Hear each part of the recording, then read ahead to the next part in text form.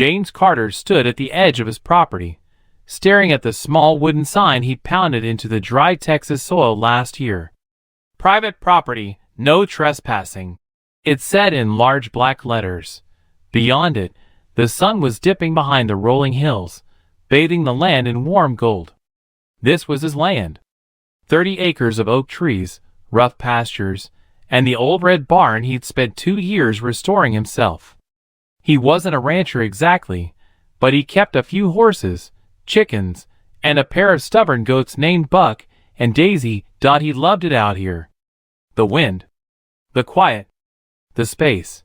That was exactly why he'd bought land outside of the new Edgeview subdivision down the road. He didn't want neighbors stacked on top of him. He didn't want anyone telling him what color to paint his house, or how tall the grass could get before they find him. He definitely didn't want an HOA, but it seemed the HOA wanted him. It started small enough. A letter arrived one spring morning with the HOA's letterhead printed in fancy green ink. "Dear homeowner," it began. James laughed when he read it. Homeowner? Sure. Their homeowner? Not even close. The letter claimed he owed them a welcome fee of $250. It threatened to add monthly dues if he didn't pay. He dropped it in the burned barrel. A week later another letter came, this one certified mail. It demanded payment. It listed community rules he was in violation of: unapproved livestock, unauthorized fencing, and excessive structure color variation. He snorted at that last one. He'd painted his barn classic red and his house a pale cream. It wasn't like he'd gone neon green. He called the number on the letter. A woman with a cold, clipped voice answered. "Edgeview Homeowners Association," she chirped. "Yeah," James drawled. "I'm not in your HOA. Stop sending me these bills. May I have your address?" He gave it. She tapped at a keyboard. "Yes, Mr. Carter, you are within the Edgeview community perimeter." "The hell I am," he snapped. "My deed says I'm not in your subdivision. I didn't sign anything. You people don't own my land." She sighed. "Sir, the HOA has jurisdiction over all properties in the annexed zone." "Annexed by who?" "By majority vote of the community." James felt a slow anger building. "You can't vote me into your HOA. That's not how property rights work. Sir, if you don't pay these fees and correct your violations, we'll have to escalate enforcement." He hung up. He went inside, dug out his deed, the county plat map, the zoning certificate. Every document he had proving his property was outside the Edgeview boundaries. He made copies. He mailed them to the HOA with a short note scrawled in thick black sharp. "Not in your HOA. Leave me alone." He heard nothing for 2 months. He thought that was the end of it. He was wrong. One hot afternoon in July, he came home to find a man in a blue polo shirt and khakis standing on his porch. The man had a clipboard. He also had an attitude. "You James Carter?" James eyed him. "Who's asking?" "Stan Walters, HOA Code Compliance Officer." James felt his jaw tighten. "Get off my porch. I'm here to issue citations," Stan said, waving the clipboard. "You've ignored repeated notices. Your livestock violates HOA density rules, your fencing is non-compliant, and your paint scheme wasn't pre-approved." James barked a short, humorless laugh. "You're trespassing." Stan's mouth twitched. "If you refuse to cooperate, the HOA will take legal action." James stepped forward. Stan tried not to flinch. "You see that sign?" James pointed past him to the edge of the yard. "Says no trespassing. You're leaving. Now!" Stan backed down the steps, but he didn't stop talking. "You're making this harder on yourself. There are fines accumulating daily. It's going to be very expensive." James didn't answer. He just waited until Stan slunk back to his car and drove away. That night, he installed an extra security camera over the porch. 2 days later, He got a bill from the HOA for $4,150 in unpaid fines. He laughed so hard, he wheezed. He made copies of that and added them to his growing evidence of idiots file. But then things got uglier. One evening, as the sun was setting and he was locking up the barn, two men in matching dark uniforms walked up his driveway. "Mr. Carter?" one called out. James squinted. They had shiny gold badges clipped to their belts. At first glance they looked official, but he noticed right away the badges were weird. Some no-name, private security, logo in the middle. "What can I do for you boys?" he asked slowly, keeping his voice calm. "You're in violation of HOA code," the taller one said. "We're here to issue a notice and remove non-compliant fencing." James blinked. "You're gonna what?" "Step aside, sir." James didn't move. "You're trespassing," he said clearly. The shorter man put a hand on his belt like he might be reaching for something. "Sir, don't make us detain you." James felt the hair on the back of his neck rise. "You're going to detain me? Under what authority?" "HOA code enforcement." He couldn't help it. He laughed. "Get the hell off my property." The taller one scowled. "Sir, last warning. Comply or we'll be forced to restrain you." That was it. James pulled out his phone. "You're being filmed," he announced. He walked forward slowly, holding it up. "State your names. Who hired you? Show me any court order authorizing this removal." The men glanced at each other. The shorter one said, "Shut it off." "Not a chance," James replied. The taller one snapped, "Grab him." James didn't back down. He lifted the phone higher. "If you lay a hand on me, that's assault. You're on camera. Leave now." For a moment, he genuinely thought they'd rush him, but they hesitated. Finally, the taller man spit on the dirt and turned away. "Come on," he muttered. They stalked back to their black SUV, tires spitting gravel as they left. James stood in the driveway for a full minute, hard hammering. Then he went inside and called the sheriff. The deputy who came out an hour later watched the video twice. "Jesus," he muttered. "They really said they'd detain you?" James nodded grimly. "They're not real cops," the deputy said. "But impersonating a peace officer is a crime. Let's see who hired them." James gave him copies of the letters, the fake fines, everything. The deputy left promising to file a full report, but that didn't stop the HOA. The next week, he found one of their board members, Kurt Bradley, literally on his land, measuring the fence with a tape. James hollered from the porch. Kurt jumped. "You're trespassing!" James roared. Kurt sneered. "I'm documenting your violations. Get off my land." Kurt folded the tape measure and walked toward the road. "This'll be in our lawsuit." James shook his head. "You people are insane." He installed more cameras. He even put up a second, bigger "No trespassing" sign. He called a lawyer. The lawyer listened carefully and nodded. "They're trying to bully you," she said. "Annexation doesn't work that way. HOA covenants run with the land if they're in the deed or you voluntarily agree. You didn't. They're bluffing. So how do I make them stop? You document everything. Then you sue them for harassment and trespass if it continues." James smiled grimly. "Deal?" The next few months were a war of letters. The HOA sent him escalating demands. Threats of liens. James replied through his lawyer, rejecting every claim, demanding they cease contact. But they didn't. One day he found 3 of them on the edge of his property. Kurt, the so-called compliance officer, Stan, and HOA President Margaret Whitmore herself. They didn't see him at first. He watched them through binoculars from his porch as they huddled and pointed at his barn. Taking notes, he flipped on the camera he'd mounted on a nearby tree. Then he calmly walked down with his phone. Rolling. "Morning, folks," he drawled. They all spun around.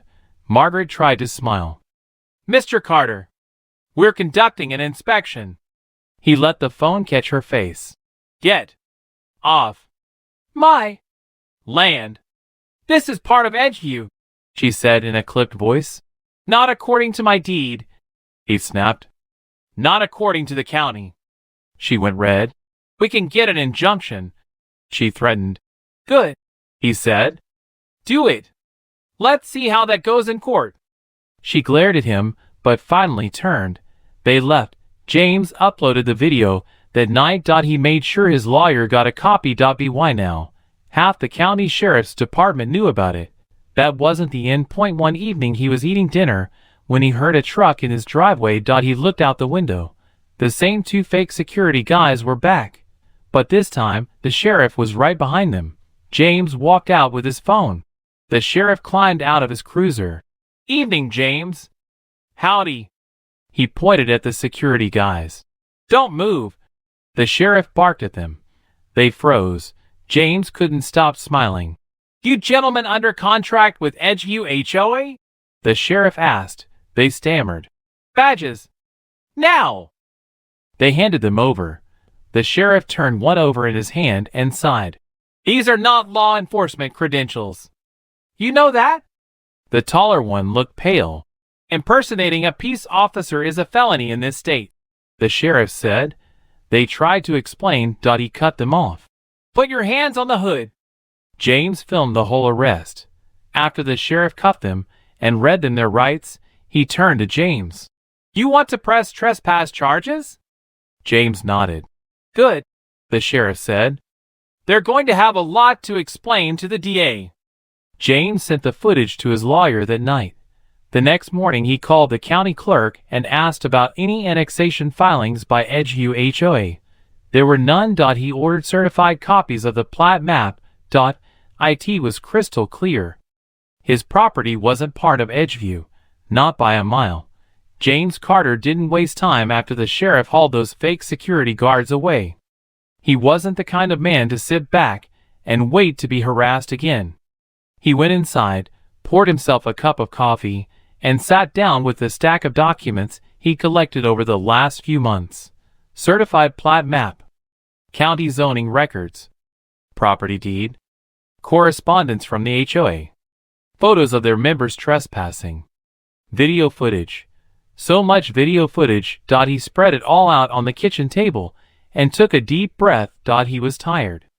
Tired of the nonsense, the threats, the fear that someone would show up pretending to have authority over him. He wanted it over. The next day, he called his lawyer.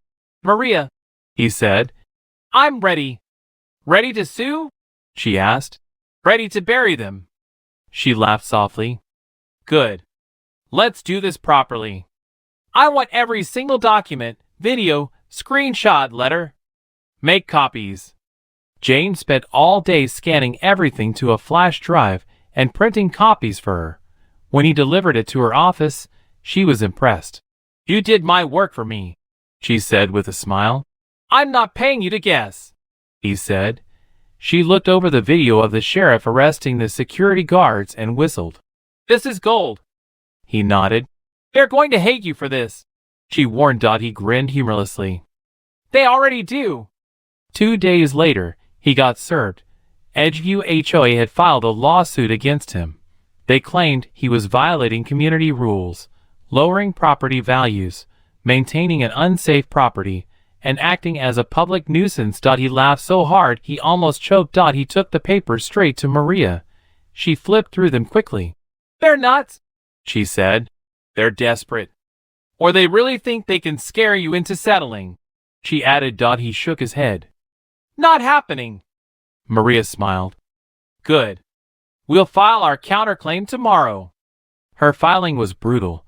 Harassment, trespassing, intentional infliction of emotional distress, fraudulent representation of authority. She included screenshots of the fake bills, footage of the trespasses, video of the fake security trying to detain him, and the sheriff arresting them. James sat quietly as she read the draft. James, this is a strong case, she finally said. But you know they'll fight. You ready for court? He met her eyes. Born ready. Word got around the county quickly. People loved to gossip, especially when the HOA was involved. Edgeview was known for its nice lawns, gates, and snooty rules. Plenty of folks were quietly rooting for James to win. But some weren't. He found that out when he went to town for supplies. At the feed store, a man in a pressed Edgeview golf shirt gave him a long, nasty look. "You're the guy causing all this trouble," he muttered. James didn't bother replying. The man spat on the floor and walked out. The clerk behind the counter shook his head. "Don't let them get to you," the clerk said. James paid and left. Later that week, he caught two teenagers sneaking onto his property at dusk. They were spray painting "nuisance" on his fence. He chased them off.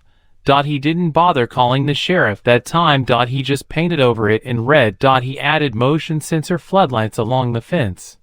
Margaret Whitmore, the HOA president, was also ramping up the pressure. One morning, James found a notice of community hearing nailed to his gate. It said he was being officially reviewed for annexation under Edgeview Community Emergency Bylaw 12.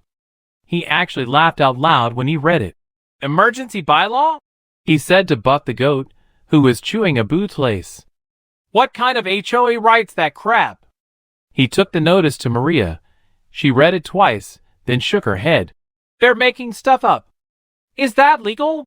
he asked. "Hell no," she said. "It's borderline fraud. They can vote to annex their own land, but not yours. You didn't sign any HOA covenants. It's not in your deed. Annexation would require county approval. This is pure intimidation." James snorted. "Typical." Maria added the notice to their evidence pile. A week later, they were in court for the first hearing. James wore his best jeans and a clean white shirt. He sat quietly beside Maria, who looked cool and deadly in her tailored suit. The HOA's attorney, a slick city guy named Parker, tried to sound reasonable. "Your Honor," Parker said, "Mr. Carter's property is functionally part of Edgeview. His activities directly impact our community's safety and property values." James didn't even twitch. Maria stood. "Your Honor, Mr. Carter's property is legally outside Edgeview. The HOA has no jurisdiction, no covenant, and no annexation approval. Their entire case is harassment. We'll prove it with deeds, county maps, and extensive evidence of trespassing and threats." The judge, an older man with kind eyes, listened carefully. At one point, he peered over his glasses at Parker. "Did you actually serve Mr. Carter with a signed HOA covenant?" Parker shifted uncomfortably. "There is no covenant, Your Honor. He refused to sign." "So you're saying he's bound by something he explicitly refused to join?" Parker mumbled something about community votes. The judge raised an eyebrow.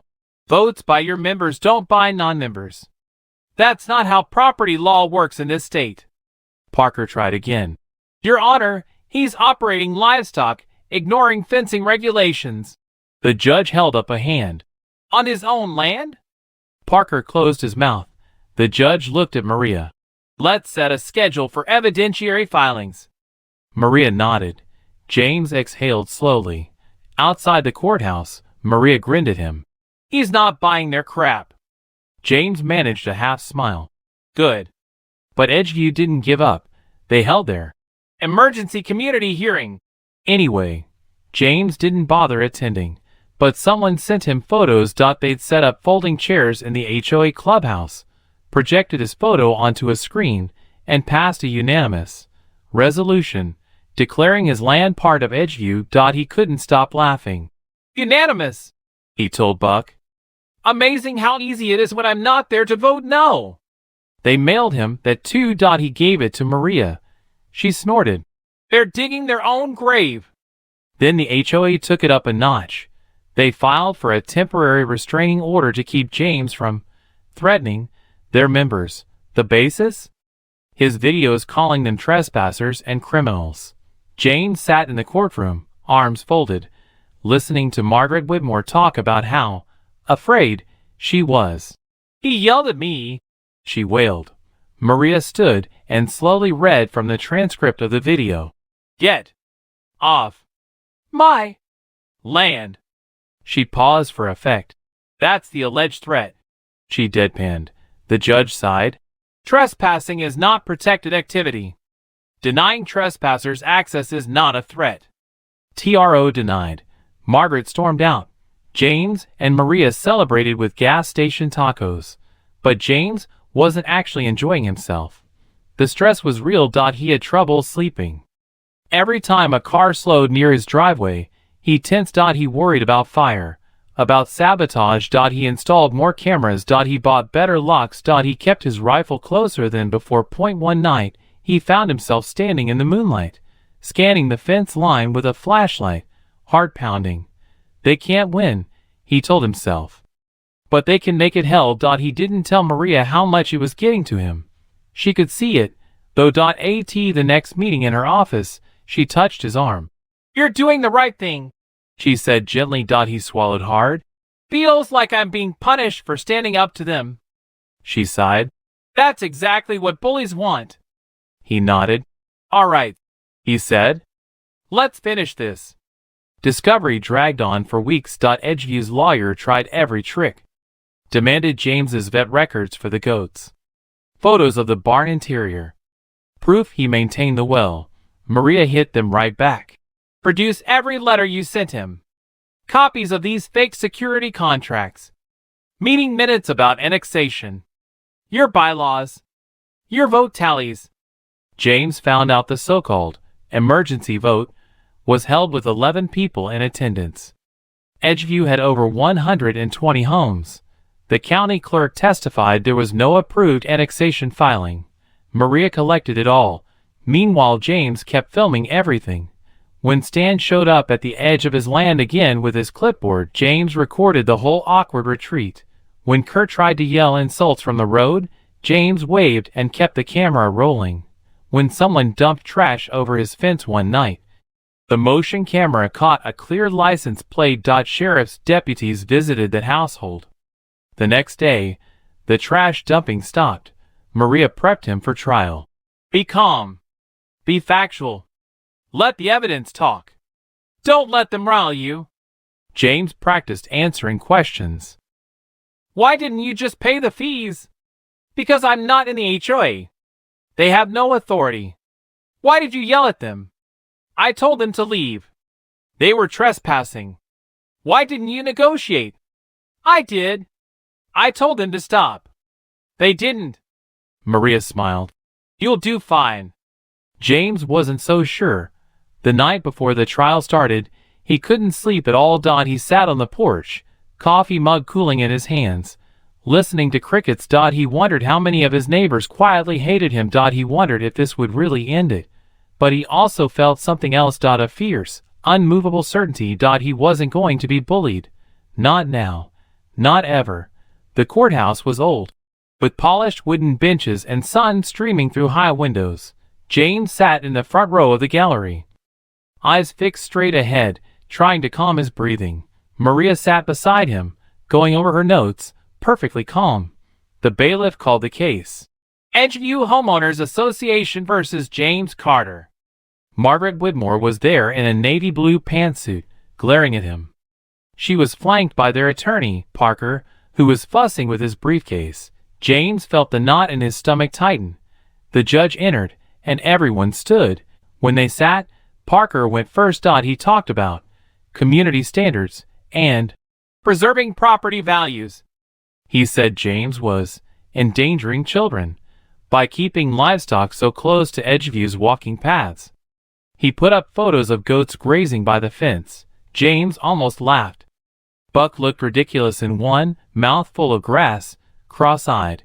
Parker talked about James's hostile attitude and threatening behavior, reading the transcript of James shouting, "Get off my land!"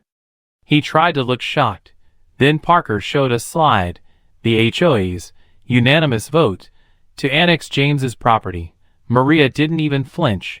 "Your Honor," she said when it was her turn, "that vote was held with 11 out of 120 homeowners.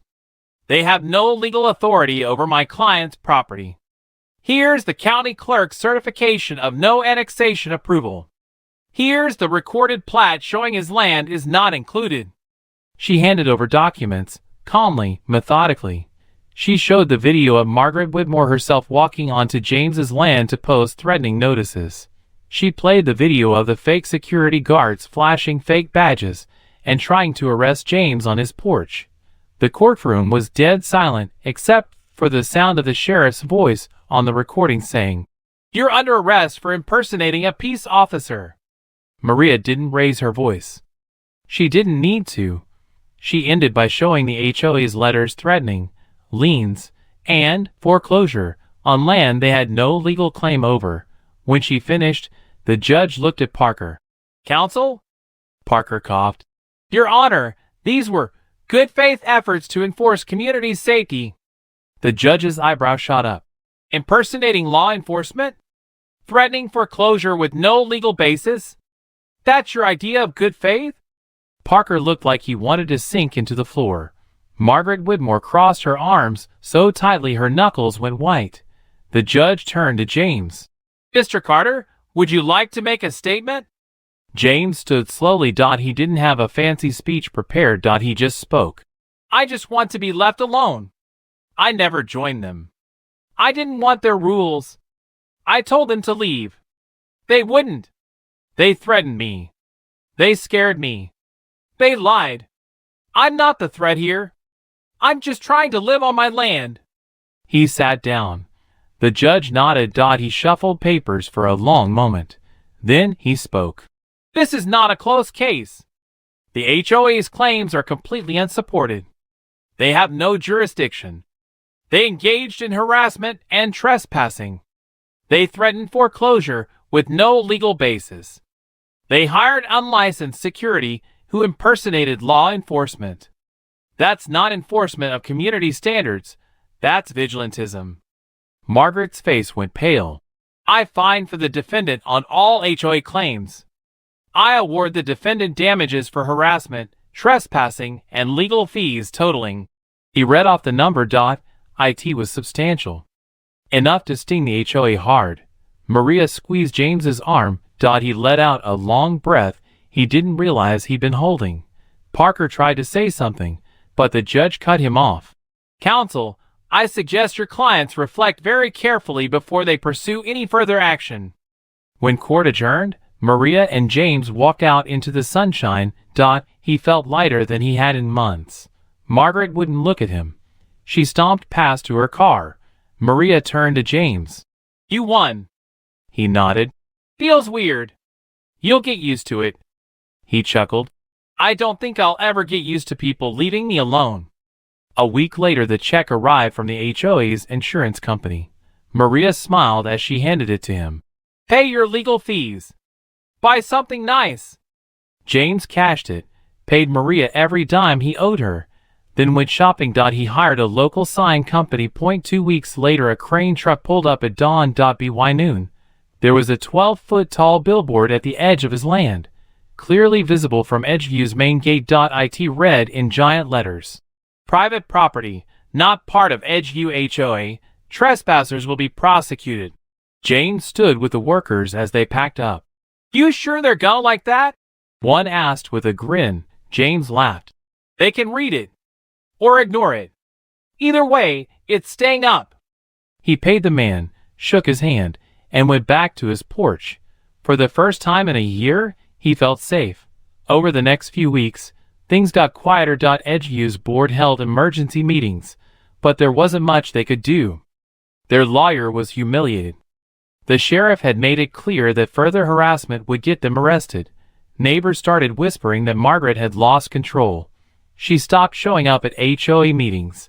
Eventually, she resigned. For personal reasons.